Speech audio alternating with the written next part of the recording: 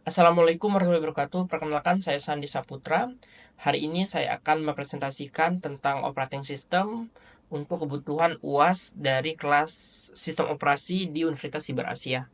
Nah, bagian pertama atau soal pertama itu apa itu sistem operasi? Sistem operasi atau operating system dalam bahasa Inggris yaitu perangkat lunak yang ada di dalam komputer untuk mengendalikan eh, perangkat keras dan perangkat lunak lainnya, itu program di komputer itu sendiri yang dia untuk menjembatani perantara antara manusia yaitu user dengan personal komputer itu sendiri. Nah, contohnya banyak. Sini saya memberikan contoh beberapa yang familiar dan sudah usang.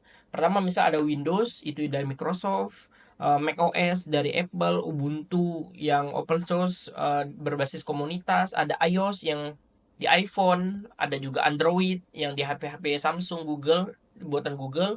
Nah, Harmony OS ini yang saya ingin perkenalkan, bahas, yaitu milik Huawei. Ini OS baru, bagus banget yang digadang-gadang pesaing Android. Yang terakhir adalah Symbian. Symbian ini adalah sistem operasi yang jadul, dulu banyak dipakai oleh HP-HP Nokia, dan pada masanya sekitar tahun 2000-an, 2005-an banyak menggunakan sistem Symbian. Cuman saat ini sudah tidak lagi digunakan. Mungkin ada satu dua.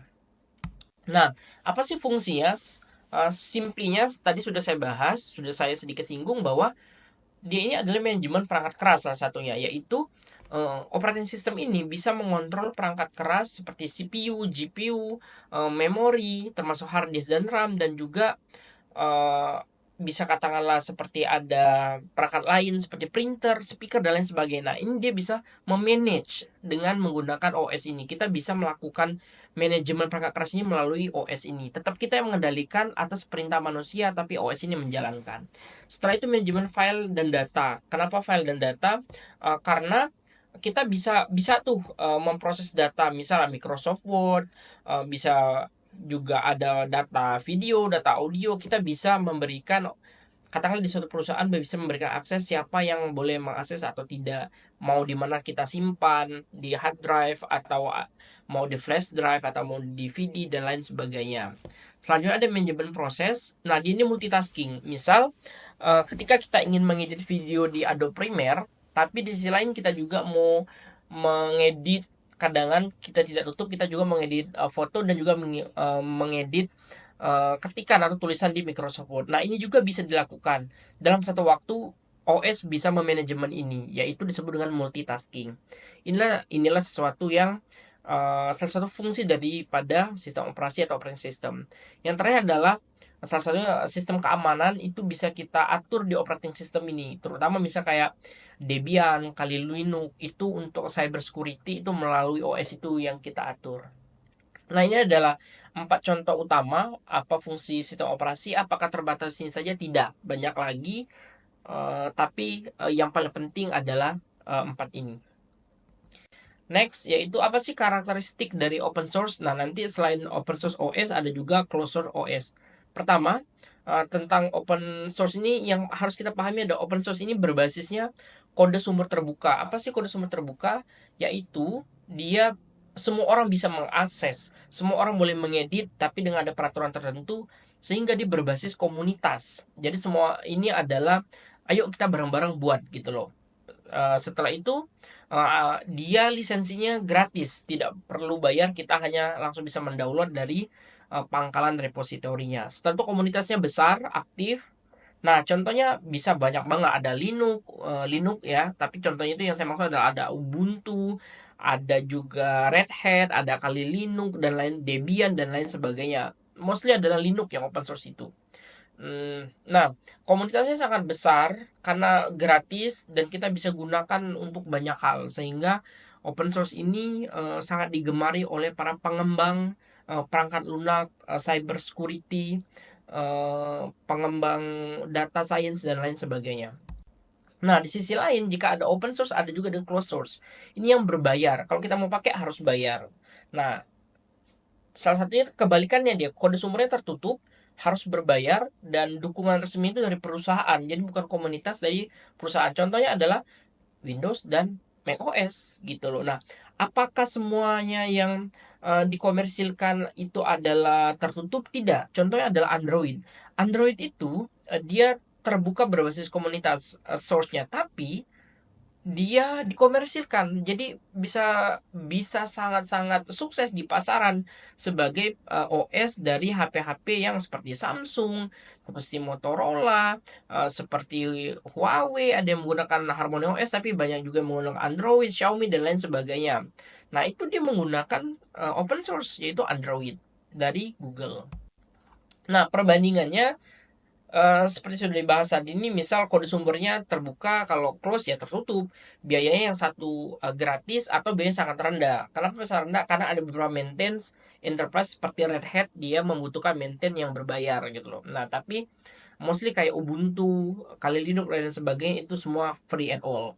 Sedangkan close itu berbayar. Keamanan, kalau yang open source itu agak rentan, tapi dia cepat diperbaiki karena berbasis komunitas, jadi seluruh dunia itu bisa memperbaiki. Nah, kalau di closed source itu melalui perusahaan Microsoft atau Apple, itu kalau ada bug atau kebocoran sesuatu, mereka yang perbaiki, kita menunggu update dari mereka. Dukungan komunitas tentu di open source ada, sedangkan di closed tidak. Fleksibilitas open source itu sangat fleksibel, kita bisa ubah sesemau kita sesuai kebutuhan, sedangkan kalau closed source itu tidak boleh karena dia sudah paten.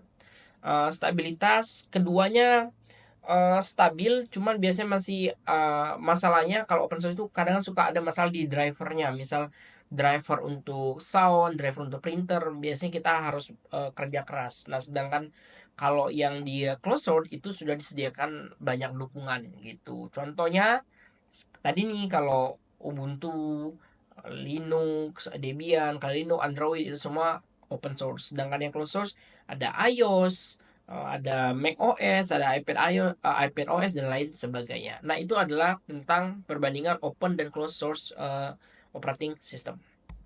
Next, itu adalah skema dasar sistem komputer. Simplinya, skema dasar itu dua gambar saya gambarkan di kiri dan kanan. Nah, di kanan dulu. Di kanan itu kita melihat apa yang disebut dengan personal komputer, itu standarisasinya. Terutama misalnya ada sistemnya, ada layar, ada apa namanya CPU itu sendiri, kita bisa bisa sebut CPU, tapi sebenarnya tidak hanya CPU, ada motherboard dan lain sebagainya, ada mouse, ada juga speaker, ada harusnya ada printer, ada keyboard. Nah, ini adalah standar untuk dasar sistem komputernya. Ini secara physically. Nah, di sebelah kiri ini adalah standar sistem komputer secara apa ya? Secara sistem di dalamnya, bagaimana proses di dalam komputer itu sendiri. Pertama bisa kita lihat ada CPU, setelah itu ada bus, penghantarnya satu sama lain, transportasinya, ada RAM, random access memory, ada juga CPU itu adalah center processing unit, yaitu pemrosesan atau otaknya, dan juga HD itu ada hard drive, yaitu media penyimpanan. Keyboard itu adalah untuk input kita ngetik-ngetik, dan screen itu adalah layarnya. Nah, secara garis besar ini adalah skema dasar sistem komputernya. Ada layar, ada CPU, ada keyboard, ada mouse, ada RAM, ada CPU, dan di antaranya ada bus, yaitu transportasi data dari pemrosesan dan juga memorinya. Nah, nextnya adalah apa sih disebut dengan perangkat input, ada proses, ada output, dan ada juga disebut dengan memori. Oke, pertama soal input. Input ini berarti adalah suatu data yang kita masukkan ke dalam komputer. Caranya banyak sekarang. Kalau dulu sangat terbatas pada hanya keyboard saja, tapi sekarang tuh banyak. Ada keyboard, ada mouse, kita juga bisa melalui scanner, bisa melalui kamera HP, bisa melalui kamera digital, bisa audio sekarang, bisa mikrofon. Nah, itu adalah media input di dalam suatu sistem komputer. Kedua disebut dengan di mana sih diprosesnya, ada di CPU. Nah, CPU ini adalah center processing unit untuk memprosesnya semuanya juga. GPU sebenarnya tidak diproses banget, dia lebih ke apa ya, GPU itu lebih ke antara memori dan juga outputnya. Nah, tapi nanti lagi GPU karena itu ada card memory, katakan sekarang seperti digunakan banyak Nvidia itu menggunakan GPU. Kita kesampingkan dulu. Nextnya adalah output atau monitor dan printer, speaker, banyak banget sekarang. Output tuh banyak banget, bisa printer untuk mencetak dalam kertas, atau speaker untuk mengeluarkan suara, atau monitor untuk menampilkan suatu di layar. Nah, ini adalah outputnya. Sedangkan memori sendiri itu ada dua sistem memori. Ada yang disebut dengan hard drive. Hard drive itu HDD, bisa kita sebut HDD. Tapi sudah beberapa teknologi terbaru sudah ditinggalkan di update ke SSD. Kenapa? Karena HDD itu menggunakan piringan, SSD itu menggunakan lebih plate, bukan piringan lagi, cuman dia uh, tidak ada piringan lagi, jadi dia tidak muter-muter lagi, jadi lebih solid, lebih bagus, lebih cepat untuk mengaksesnya. Nah, siapa memori yang dapat membantu proses ini, yaitu random access memory atau disebut dengan RAM. Nah, ini adalah proses di suatu komputer disebut dengan input, proses, output, dan memori gitu fungsinya. Nah, tadi kalau GPU itu fungsinya sebenarnya lebih untuk ke grafis, untuk game, untuk video.